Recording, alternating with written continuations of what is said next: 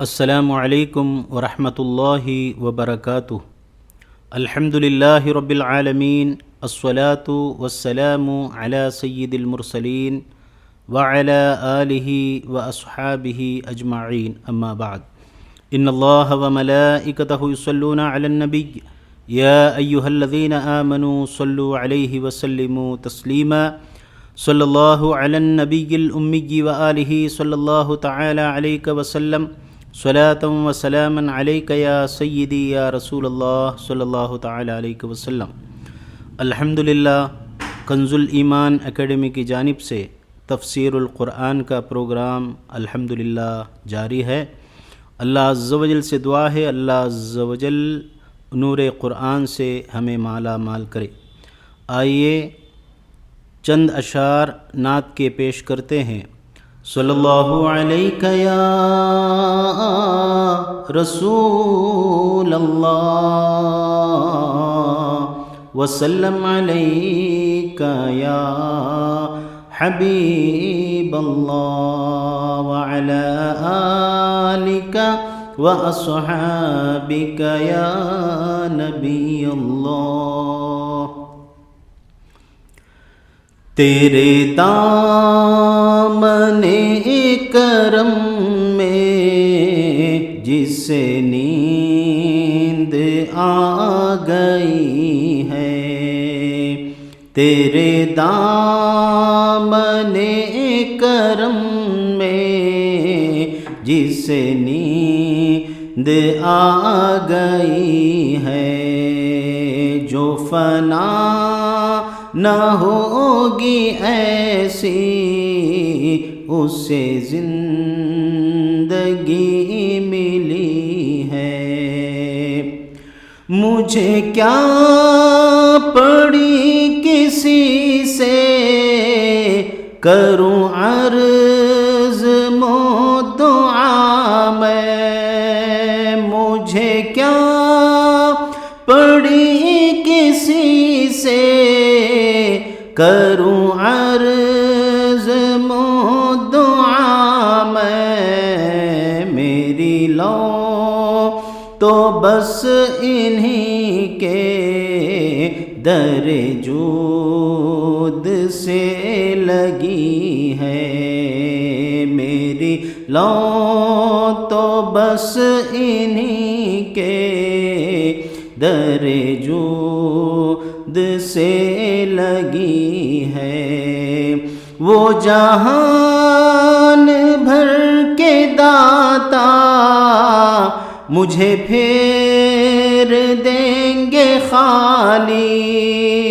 وہ جہان بھر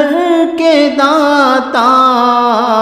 مجھے پھیر دیں گے خالی، میری توبہ اے خدائے میرے نفس کی بدی ہے، میری توبہ اے خدائے میرے نفس کی بدی ہے۔ میں مروں تو میرے مولا یہ ملائکہ سے کہہ دے، میں مروں تو میرے مولا یہ ملائکہ سے کہہ دے، کوئی اس کو مت جگانا ابھی آنکھ لگ گئی ہے، کوئی اس کو مت جگانا ابھی آنکھ لگ گئی ہے۔ تیرا دل شکستہ اختر اسی انتظار میں ہے، تیرا دل شکستہ اختر اسی انتظار میں نوید وصلات تیرے در سے آ رہی ہے کہ ابھی نوید وصلات تیرے در سے آ رہی ہے، تیرے دامن کرم میں جسے نیند آ گئی ہے۔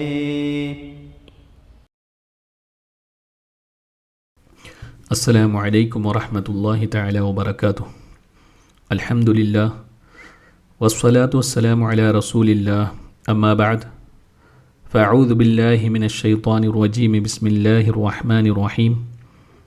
ان الذین یکتمون ما انزل اللہ من الکتاب ویشترون به ثمنا قلیلا اولئک ما یأکلون فی بطونہم الا النار ولا یکلبهم اللہ یوم القیامة ولا یزکیہم ولہم عذاب علیم۔ صدق اللہ العظیم۔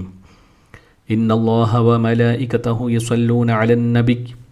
یا ایہا الذین آمنوا صلوا علیہ وسلموا تسلیما۔ اللہم صل علی سیدنا مولانا محمد معدن الجود والکرم وآلہ وبارک وسلم صلاۃ وسلاما علیک یا رسول اللہ صلی اللہ تعالی علیہ وسلم۔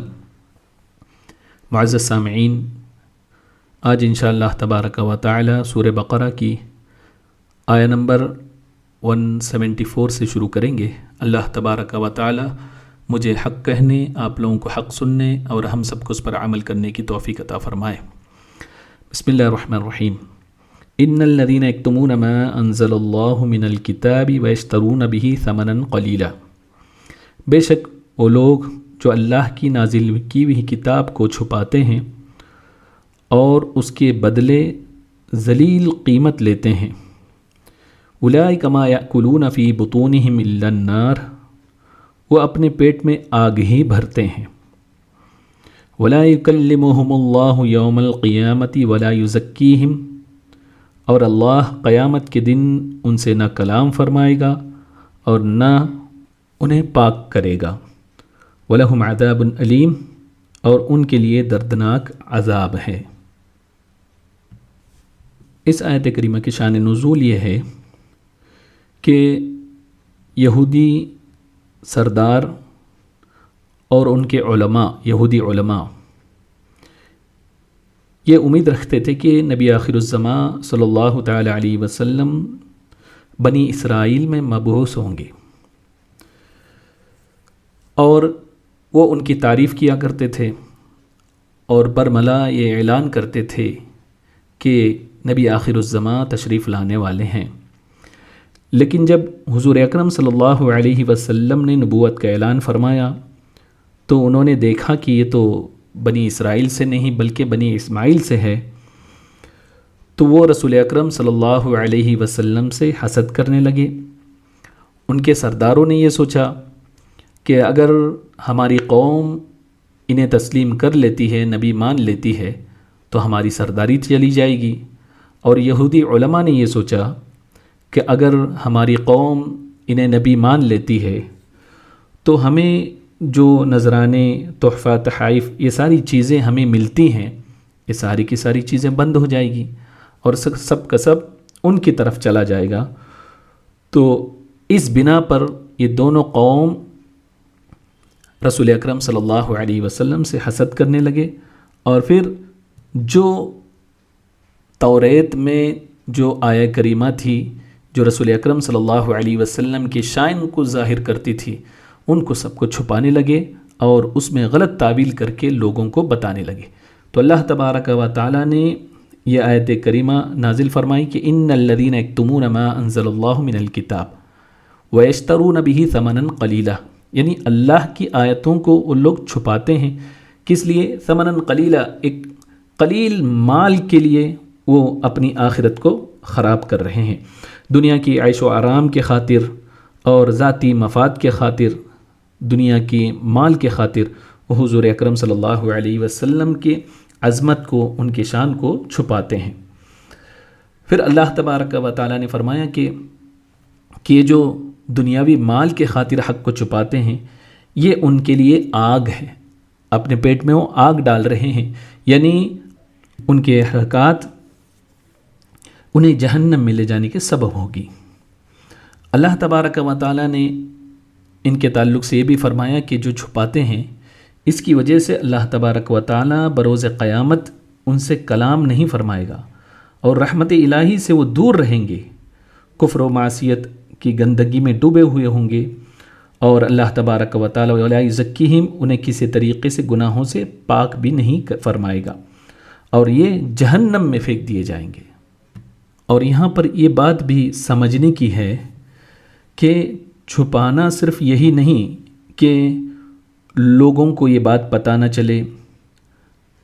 بلکہ ان کو پڑھ کر نہ سنایا جائے، نہ دکھایا جائے، بلکہ یہ بھی چھپانا ہے کہ اس کی غلط تعویل کر دی جائے،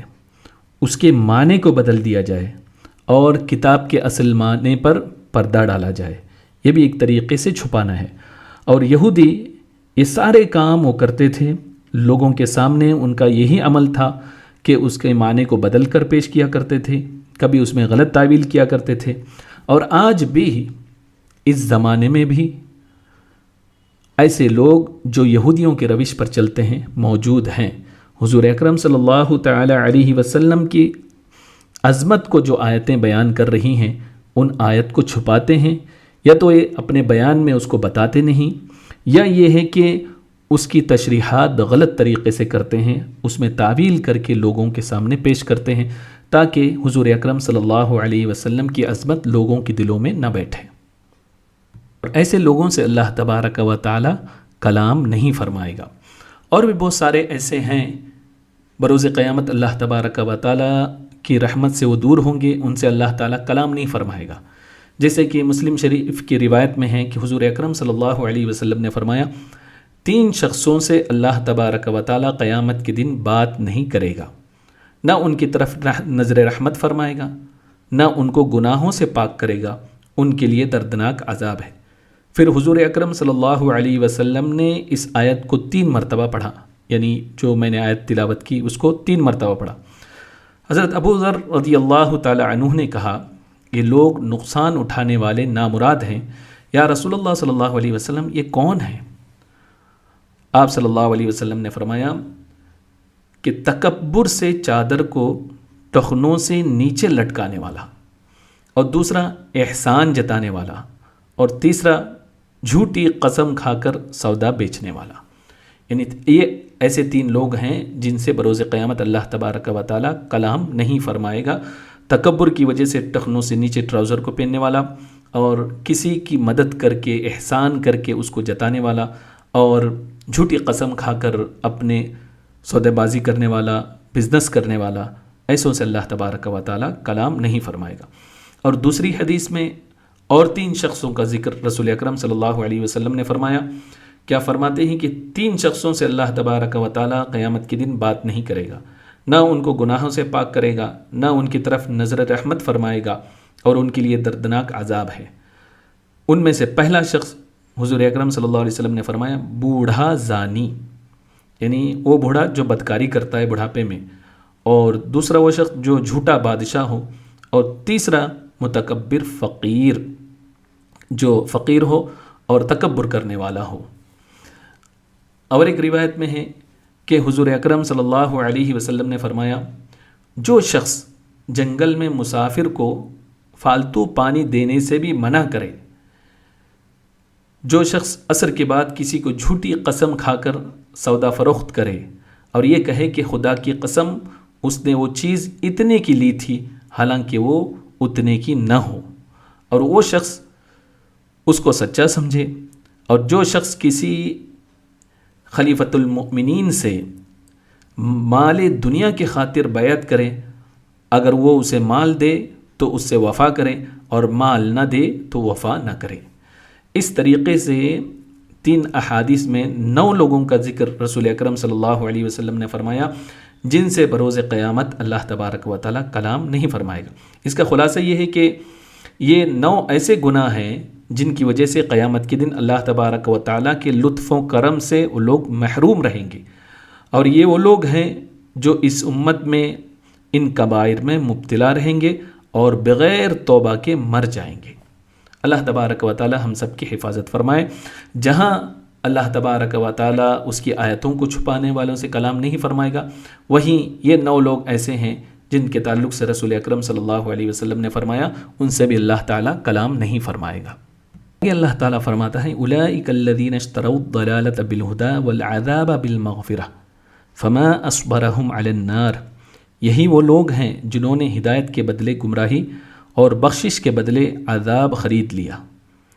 تو یہ کتنا آگ کو برداشت کرنے والے ہیں۔ یہودی ہدایت اور مغفرت کو اختیار کر سکتے تھے، لیکن انہوں نے ہدایت اور مغفرت کی جگہ گمراہی اور عذاب کو خرید لیا۔ بلکہ امام راضی رحمۃ اللہ تعالی علیہ فرماتے ہیں دنیا میں سب سے بہترین چیز اگر کوئی ہے تو ہدایت اور علم ہے، اور سب سے بدترین چیز کوئی ہے تو وہ گمراہی اور جہالت ہے۔ تو جب یہودی علماء نے دنیا میں ہدایت اور علم کو چھوڑ دیا تو گمراہی اور جہالت ان کی مقدر بن گئی۔ اس آیت کریمہ میں یہودی علماء کے بارے میں یہ بتایا گیا کہ انہوں نے مغفرت کے بدلے عذاب کو خرید لیا، کیونکہ وہ حق بات کو جانتے تھے اور انہیں یہ علم بھی تھا کہ حضور اکرم صلی اللہ علیہ وسلم کے اوصاف کو ظاہر کرنے میں اور ان کے بارے میں شبہات کو ظاہر کرنے میں عظیم ثواب ہے، اور تاجدار کائنات صلی اللہ علیہ وسلم کی عظمت اور شان چھپانے میں اور ان سے متعلق لوگوں کے دلوں میں ڈاؤٹس ڈالنے میں بڑا عذاب ہے۔ اس کے باوجود بھی انہوں نے حق کو چھپایا اور مغفرت کے بدلے عذاب کو خرید لیا۔ تبارک و تعالی فرماتا ہے ذالک بأن اللہ نزل الکتاب بالحق وإن الذین اختلفوا فی الکتاب لفی شقاق بعید، یہ سزا اس لیے ہے کہ اللہ نے حق کے ساتھ کتاب نازل فرمائی، اور بے شک کتاب میں اختلاف کرنے والے دور کی مخالفت اور ضد میں ہے۔ اللہ تبارک و تعالی نے قرآن کو نازل فرمایا، یہ لوگ ضد کی وجہ سے اس کی مخالفت کرتے ہیں، اسے اللہ کا کلام ماننے کے لیے تیار نہیں ہوتے، قرآن کو ہی اللہ کا کلام نہیں مانتے، بلکہ صحیح ڈھنگ سے وہ توریت کو بھی اللہ کا کلام تسلیم کرنے کے لیے صحیح ڈھنگ سے تیار نہیں۔ اس کی وجہ یہ ہے کہ توریت میں رسول اکرم صلی اللہ علیہ وسلم کی جو عظمت، جو اوصاف بیان کیے گئے ہیں اس کو وہ چھپاتے ہیں۔ اتنا ہی نہیں بلکہ جو احکامات ہیں، جو چوری کی سزائیں ہیں، اور اس کے علاوہ رجم کے تعلق سے جو زنا کرے اس کے احکامات ہیں، ان ساری چیزوں کو بھی، باتوں کو بھی وہ تبدیل کیا کرتے تھے، اس میں تحریف کیا کرتے تھے، بدل کر لوگوں کو اس کے احکامات بتایا کرتے تھے۔ تو اس سے یہ بات سمجھ میں آئی کہ وہ صرف قرآن کی ہی مخالفت نہیں کرتے، بلکہ وہ اعمال میں بھی اور عقائد میں بھی ان کی جو کتابیں ہیں اس کے معاملات میں بھی وہ اس کی مخالفت کرتے تھے۔ آگے اللہ تبارک و تعالی فرماتا ہے لیس البر ان تولوا وجوہکم قبل المشرق والمغرب، اصل نیکی یہ نہیں کہ تم اپنے منہ مشرق یا مغرب کی طرف کرو، ولكن البر من آمن باللہ والیوم الآخر والملائکۃ والکتاب والنبیین، بلکہ اصل نیکی وہ ہے جو اللہ اور قیامت اور فرشتوں اور کتاب اور پیغمبروں پر ایمان لائے۔ وآت المال على حبه ذوي القربى واليتامى والمساكين وابن السبيل والسائلين وفي الرقاب، اور اللہ کی محبت میں عزیز مال رشتہ داروں، یتیموں اور مسکینوں اور مسافروں اور سائلوں کو اور غلام لونڈیوں کے گردنیں آزاد کرنے میں خرچ کرے۔ وَأَقَامَ الصَّلَاةَ وَآتَ الزَّكَاةَ وَالْمُوفُونَ بِعَهْدِهِمْ إِذَا عَاهَدُوا، نماز قائم رکھیں اور زکوٰۃ دیں،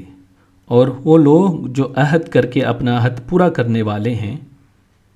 وَالصَّابِرِينَ فِي الْبَأْسَاءِ وَالضَّرَّاءِ وَحِينَ الْبَأْسِ، اور مصیبت اور سختی میں اور جہاد کے وقت صبر کرنے والے ہیں۔ أُولَئِكَ الَّذِينَ صَدَقُوا وَأُولَئِكَ هُمُ الْمُتَّقُونَ، یہی لوگ سچے ہیں اور یہی پرہیزگار ہیں۔ یعنی اس آیت کریمہ میں یہ بات بتائی جا رہی ہے کہ صرف یہی نیکی نہیں کہ تم نماز پڑھ لو اور اس کے سوا کوئی اور نیک عمل نہ کرو۔ حضرت قتادہ رضی اللہ تعالیٰ عنہ بیان کرتے ہیں کہ یہودی یہ مغرب کی طرف منہ کر کے نماز پڑھتے تھے، نصارہ مشرق کی طرف منہ کر کے نماز پڑھتے تھے، تو یہ آیت کریمہ اللہ تبارک و تعالیٰ نے نازل فرمائی کہ صرف مشرق یا مغرب کی طرف منہ کر لینا یہی صرف نیکی نہیں ہے، بلکہ نیکیوں میں وہ ساری چیزیں ہیں جس کی تفصیل اللہ تبارک و تعالیٰ نے اس آیت کریمہ میں بیان فرمائی، جیسے کہ من آمن باللہ والیوم الآخر والملائکۃ والکتاب والنبیین۔ سب سے پہلے آیت میں اللہ تبارک و تعالیٰ نے جو بیان فرمائی اس میں ایمان کے تعلق سے اللہ نے بیان فرمایا کہ اللہ پر ایمان لاؤ، سب سے بڑی نیکی ایمان کی بنیاد ہے۔ اس کا معنی کیا ہے کہ اللہ تبارک و تعالیٰ کی وحدانیت کا اقرار کرے،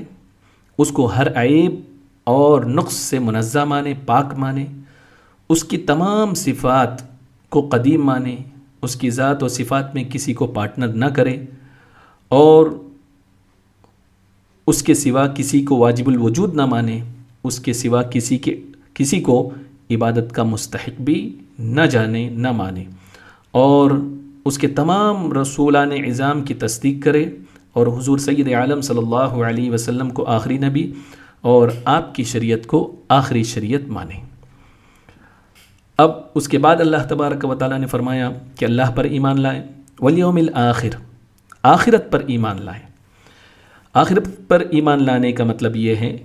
کہ انسان مرنے کے بعد اٹھایا جائے گا، اللہ تبارک و تعالیٰ قیامت کو قائم فرمائے گا، اور سب کے نیک اعمال اور برے اعمال کو تولنے کے لیے اللہ تبارک و تعالیٰ میزان عمل قائم فرمائے گا، اور رسول اکرم صلی اللہ علیہ وسلم وہاں شفاعت فرمائیں گے، پل صراط سے سب گزریں گے۔ یہ ساری باتوں پر ایمان لانا از حد ضروری ہے، یہ بنیادی باتوں میں سے ہے۔ پھر اللہ تبارک و تعالیٰ نے فرمایا کہ کتاب پر ایمان لائے، یعنی یہ اقرار کرے کہ قرآن مجید اللہ تبارک و تعالیٰ کا کلام ہے، اس میں کوئی کمی بیشی نہیں ہو سکتی، اور اللہ تبارک و تعالیٰ نے اس کو حضور اکرم صلی اللہ علیہ وسلم پر نازل فرمایا۔ ایمان کی بنیادی باتوں میں سے یہ بھی اللہ تبارک و تعالیٰ نے فرمایا کہ تمام نبیوں پر ایمان لائیں۔ اس کا معنی یہ ہے کہ جتنے بھی انبیاء اور رسول ہیں سب کو برحق مانیں، سب پر ایمان لائیں۔ ایسا نہیں کہ ہمارے نبی حضور اکرم صلی اللہ علیہ وسلم کو خاتم النبیین مانیں، اور دوسرے انبیاء اکرام علیہم الصلاۃ والسلام جو پہلے گزرے ان میں سے کسی کا انکار کرے، بلکہ اگر کوئی انکار کرتا ہے تو وہ شخص کافر ہے۔ ایمانیات کے بعد اللہ تبارک و تعالیٰ نے اعمال کا ذکر فرمایا، یعنی یہ بھی نیکی ہے۔ وَآتَ الْمَالَ عَلَى حُبِّهِ، یعنی مال سے اپنی محبت کے باوجود بھی خرچ کرنا۔ اس کا معنی یہ ہے کہ انسان تندرست ہو، اس کو پیسے کی ضرورت بھی ہو تاکہ وہ اپنے فیوچر کے تعلق سے پلاننگ کرے، اس منصوبے کو پورا کرے، اور اسے غریبی کا خدشہ بھی ہو، پھر بھی وہ اللہ کی راہ میں خرچ کرے، اور رشتہ داروں، یتیموں اور مسکینوں، مسافرین اور سائلوں وغیرہ پر خرچ کرے۔ ترمذی شریف کی حدیث میں ہے کہ حضور اکرم صلی اللہ علیہ وسلم سے زکوٰۃ کے متعلق سوال کیا گیا، تو آپ نے فرمایا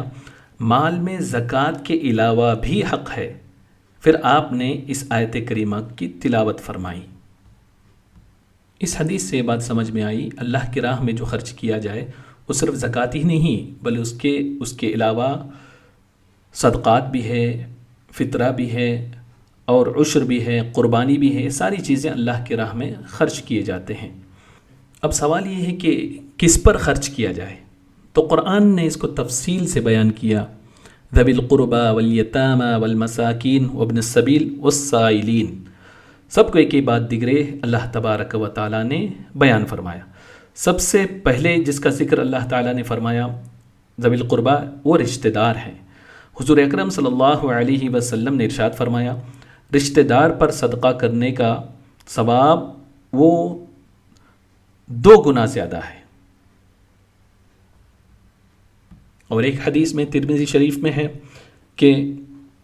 حضور اکرم صلی اللہ علیہ وسلم نے ارشاد فرمایا رشتہ دار کو صدقہ دینے میں 2 ثواب ہیں، ایک صدقہ کرنے کا اور ایک صلہ رحمی کا، یعنی رشتہ داری کو دیکھتے ہوئے اس کو برقرار رکھتے ہوئے دینے کا۔ اور ایک روایت میں ہے جو معجم کبیر میں ہے، حضور اکرم صلی اللہ علیہ وسلم نے ارشاد فرمایا، سب سے افضل صدقہ یہ کنارہ کشی اختیار کرنے والے مخالف رشتہ داروں پر صدقہ کرنا ہے۔ یعنی کوئی رشتہ دار ایسا ہے جو آپ سے دشمنی کرتا ہو، آپ سے کنارہ کشی اختیار کرتا ہو، اس کے باوجود بھی آپ اسے صدقہ دے، اگر وہ ضرورت مند ہے اس کی ضرورت کو پوری کرے، تو حضور اکرم صلی اللہ علیہ وسلم فرماتے ہیں کہ یہ سب سے افضل صدقہ ہے۔ دوسرے نمبر پر اللہ تبارک و تعالیٰ نے جو فرمایا کہ جن پر خرچ کیا جائے، والیتامہ یعنی یتیموں پر خرچ کرنا۔ سب جانتے ہیں کہ یتیم جس کا باپ نہ ہو، حضور اکرم صلی اللہ علیہ وسلم نے ارشاد فرمایا، جو شخص یتیم کی کفالت کرے، اس کی دیکھ ریکھ کرے، اور وہ کفالت کرنے والا اور میں دونوں جنت میں اس طریقے سے ہوں گے کہ حضور اکرم صلی اللہ علیہ وسلم نے کلمے کی انگلی اور بیچ کی انگلی کی طرف اشارہ کیا اور دونوں انگلیوں کے درمیان تھوڑا سا فاصلہ کیا۔ یہ حدیث بخاری شریف میں ہے۔ یعنی اگر کوئی یتیم کو پالتا ہے، اس کی کفالت کرتا ہے، تو سب سے بڑی نیکی اسے یہ ملے گی کہ جنت ملے گی، اور جنت ہی نہیں بلکہ جنت میں رسول اکرم صلی اللہ علیہ وسلم کا قرب ملے گا۔ تیسرے نمبر پر اللہ تبارک و تعالیٰ نے مسکینوں پر خرچ کرنے کا حکم فرمایا۔ حضور اکرم صلی اللہ علیہ وسلم نے ارشاد فرمایا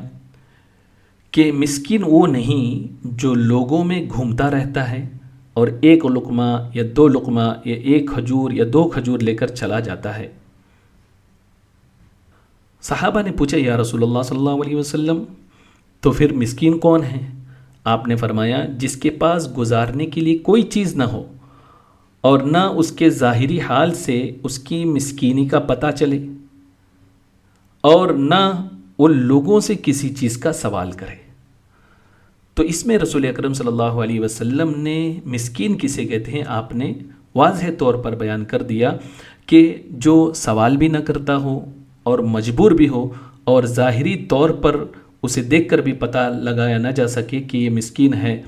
آدمی اس کے تعلق سے معلومات کرے اور پھر اسے دینے کی کوشش کرے۔ معجم اوسط کی ایک حدیث میں ہے کہ حضور اکرم صلی اللہ علیہ وسلم نے فرمایا، ایک لقمہ روٹی اور ایک مٹھی خرما یعنی کھجور اور اس کی مثل کوئی اور چیز جس سے مسکین کو نفع پہنچے، یعنی آدمی مسکین کو دے، تو اس کی وجہ سے اللہ تبارک و تعالیٰ 3 شخصوں کو جنت میں داخل فرماتا ہے۔ ایک صاحب خانہ یعنی جس نے اس کو دینے کا حکم دیا اس کھانے کو، اور دوسری اس کی زوجہ جو اسے تیار کرتی ہے اس کھانے کو، تیسرے نمبر پر خادم جو مسکین کو دے کر آتا ہے۔ حضور اکرم صلی اللہ علیہ وسلم پھر فرمایا کہ حمد ہے اللہ تبارک و تعالیٰ کے لیے جس نے ہمارے خادموں کو بھی نہ چھوڑا، یعنی اسے بھی رحمت سے محروم نہیں رکھا۔ آپ دیکھیں کہ ایک شخص کھانا بنوا کر کسی مسکین کو کھلاتا ہے تو اس کی وجہ سے 3 لوگ جنت میں جاتے ہیں، جو حکم دیتا ہے وہ، جو پکاتی ہے اس کی بیوی وہ، یا جو بھی پکائے، یا ایک جو اس تک پہنچاتا ہے وہ شخص بھی جنتی ہوگا۔ چوتھے نمبر پر اللہ تبارک و تعالیٰ نے فرمایا ابن السبیل یعنی مسافر، جو حالت سفر میں ضرورت مند ہو اور اس کے پاس ضرورت پوری کرنے کے لیے کوئی چیز بھی نہ ہو، چونکہ راستے میں اس کے ماں باپ نہیں ہوتے ہیں، کوئی نہ ہو اور کوئی اس سے تعلق رکھنے والا بھی نہ ہو، تو ایسے شخص کو ابن السبیل کہتے ہیں۔ چھٹے نمبر پر وہ شخص جس پر خرچ کیا جائے، اللہ تبارک و تعالیٰ نے سائلین فرمایا، یعنی سوال کرنے والا۔ بلا ضرورت سوال کرنا یہ شرعاً حرام ہے، اور سائل کے لیے ضروری ہے کہ وہ اپنی ضرورت سے زیادہ سوال نہ کرے۔ مسلم شریف کی حدیث میں ہے، حضور اکرم صلی اللہ علیہ وسلم نے فرمایا، جو شخص اپنا مال بڑھانے کے لیے لوگوں سے سوال کرتا ہے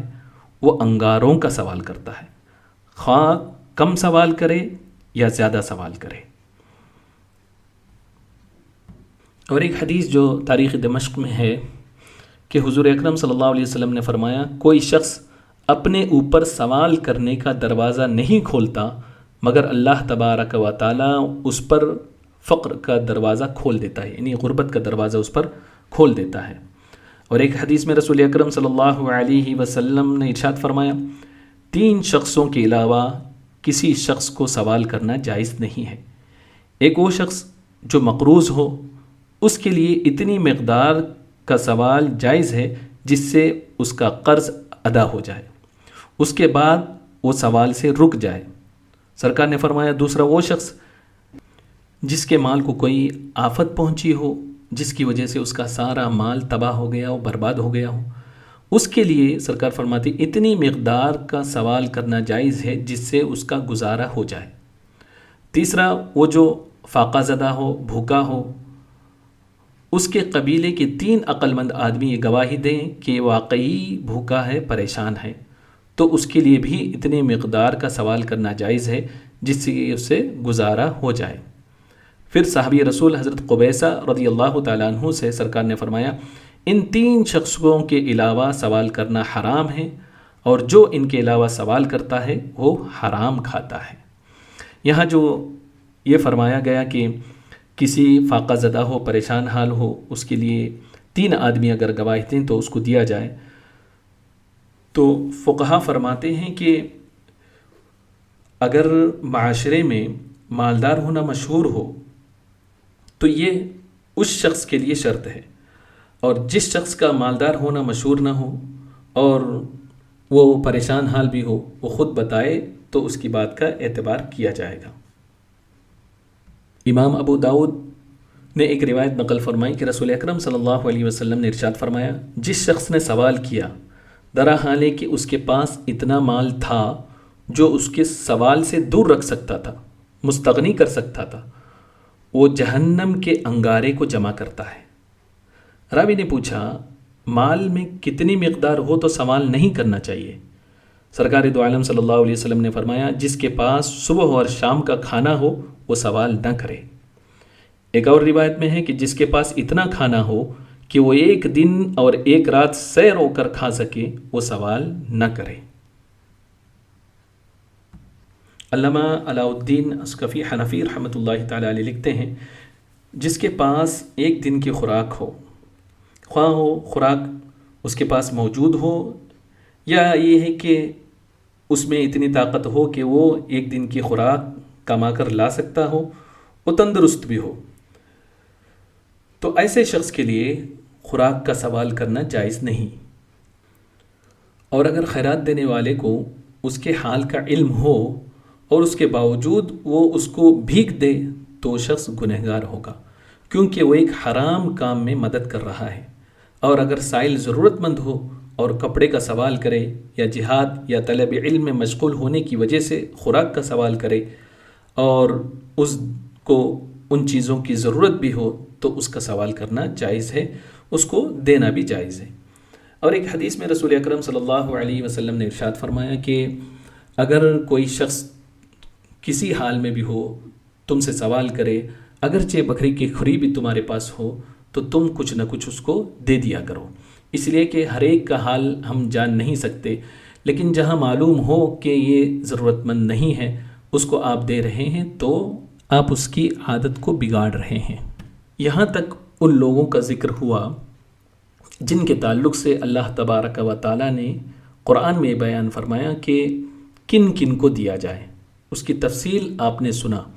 اور کب دینا جائز ہے کب ناجائز ہے اس کو بھی آپ نے سماعت کیا۔ پھر اللہ تبارک و تعالی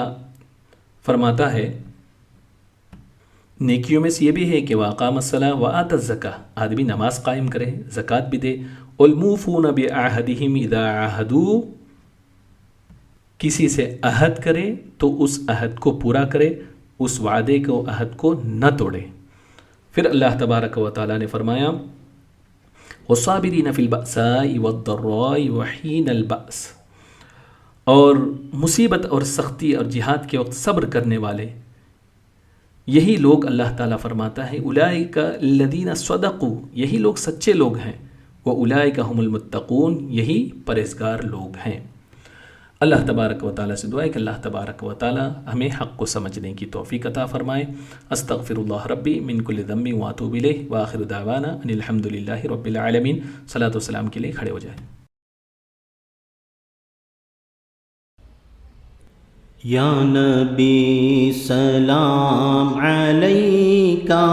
یا رسول سلام علیکہ، یا حبیب سلام علیکہ، صلوات اللہ علیکہ۔ آپ کا تشریف لانا وقت بھی کتنا سہانا، جگمگا اٹھا زمانہ، حوریں گاتی تھی ترانہ۔ یا نبی سلام علیکہ، یا رسول سلام علیکہ، یا حبیب سلام علیکہ، صلوات اللہ علیکہ۔ مصطفیٰ خیر الورا ہو، سرور ہر دو سرا ہو، اپنے اچھوں کا تصدق ہم بدوں کو بھی نباہو۔ یا نبی سلام علیکہ، یا رسول سلام علیکہ، یا حبیب سلام علیکہ، صلوات اللہ علیکہ۔ الصلاة والسلام عليك يا سيدي يا رسول الله، الصلاة والسلام عليك يا سيدي يا حبيب الله، الصلاة والسلام عليك يا سيدي يا نور الله، وعلى آلك وأصحابك يا نبي الله صلى الله تعالى عليك وسلم۔ اللهم ارزقنا زيارة حرمك وحرم نبيك مصطفى محمد صلى الله عليه وسلم كرات بعد مرات يا رب العالمين۔ اللهم إنك تعلم ذنوبنا وذنوب أهلنا فاغفرها، وتعلم حاجاتنا وحاجات كلهم فاقضها، وتعلم ديوننا وديونهم فأدها، وتعلم أمراضنا وأمراضهم فاشفها يا رب العالمين۔ اللهم احسن عاقبتنا في الأمور كلها، وأجرنا من خزي الدنيا وعذاب الآخرة۔ اللهم يسر أمورنا مع الراحة لقلوبنا وأبداننا،